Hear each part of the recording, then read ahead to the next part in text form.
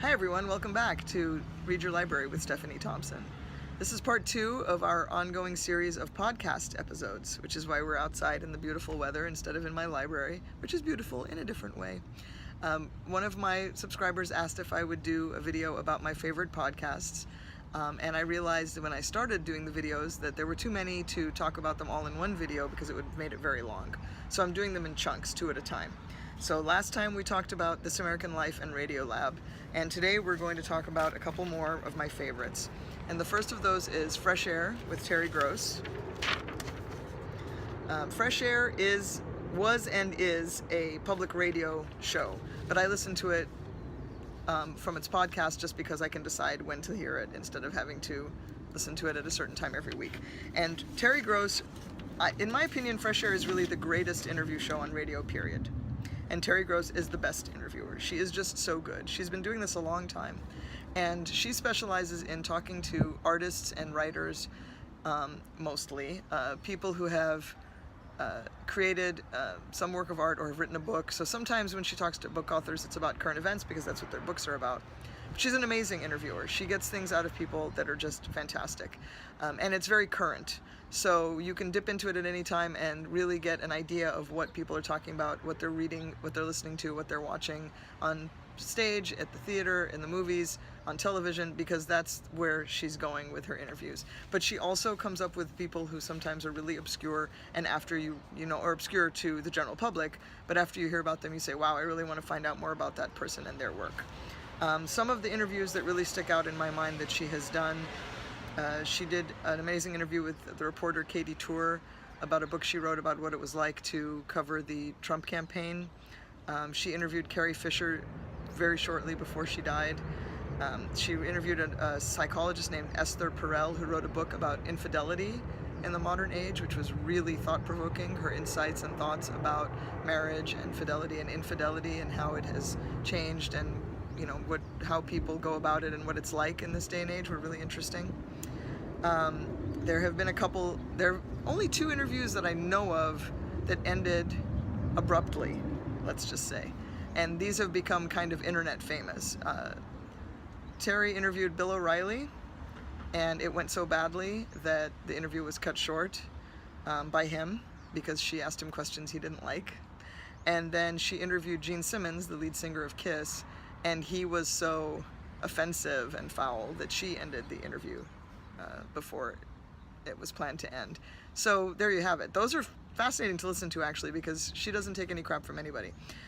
But the one interview that really sticks in my mind that was almost making me tear up when I think about it just now to tell you about it was an interview she did with the children's book author Maurice Sendak. I think it was just weeks before he died. And it was so wonderful because he was so emotional and touching, and they really connected. You could hear it in the interview. And it almost became a valedictory for him, almost a eulogy that he was doing himself, because I think you can tell that he knew the end was near. And he told Terry, you know, you just need to reach out to people, you need to stay in touch with people, you need to do things for the people you love in your life. And he repeated over and over again to her, live your life, live your life, live your life. And I was sitting in the car just crying when I heard this, because he was so full of passion and love and regret and sadness and everything at the same time. It was just amazing. So Terry will get that out of people. She's amazing. You need to listen to this podcast. In the last episode, we talked about a spin-off from This American Life called Planet Money. And if, like me, you never studied economics or finance in school, and you don't think you know a lot about it, and you want to know more about it, which you should because it's really important, both Freakonomics, which I've talked about before, and Planet Money are really excellent podcasts. Planet Money is hosted by Robert Smith. It's all about economics and finance. It is also an NPR show that became a podcast, and I highly recommend it. I've learned a lot from it. Some of the episodes that really caught my eye and ear at the time, they did an episode called Salmon Taboo, which is all about how the Japanese never used to eat salmon as part of sushi, which is odd to us, to those of us who eat a lot of sushi, because salmon's a real mainstay of sushi. And it was a Swedish guy who was tasked with selling salmon who created this massive campaign to convince the Japanese to import and eat salmon. Who knew? There was a wonderful episode called Bottom of the Well, all about the drought in California and how water rights and water conservation rules and regulations are leading people to actually plant plants that use more water, not less, counterintuitively, and it explains that so that you understand why they would do that from a financial and economic standpoint. There was a wonderful episode for people like me who really love to sort of debunk common wisdom, poke holes in, BS. There was one called Is a Stradivarius Just a Violin? And it's all about testing violins to see if the ones that are priceless or super expensive, like the Stradivariuses, really sound better. So they did blind tests, comparing those to, modern violins made in China and that sort of thing. I'll let you guess how it ends. Let's just say that knowing a violin is a Stradivarius may make it sound better to you than just the fact that it does or doesn't sound better. It was wonderful.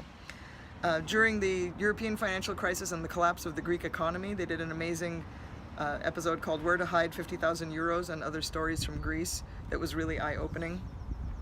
But probably the episode that's had the biggest impact on my life, because I am the mother of 2 daughters, one of whom leaves for college in just a few weeks, was one called The Most and Least Lucrative College Majors. And just as you would expect, the episode examined college majors across the board to determine whether where you go to college has more or less of an impact on your earning potential than what you major in, like which is more important. And so they looked at the top 10 earning college majors and the bottom 10 and really dissected that. And the conclusion was that it's much more important what you major in than where you attend college, with very few exceptions, those being the top 3 or 4 Ivy Leagues. And that college students are making what could potentially be the most economically important decision of their lives when they choose a major at a time when most of them aren't even aware of its importance and aren't, informed enough or mature enough to realize that that's how important it is, and to make a decision based on that rather than just, what they feel like or what they're interested in or what mom and dad want them to do or what sounds cool.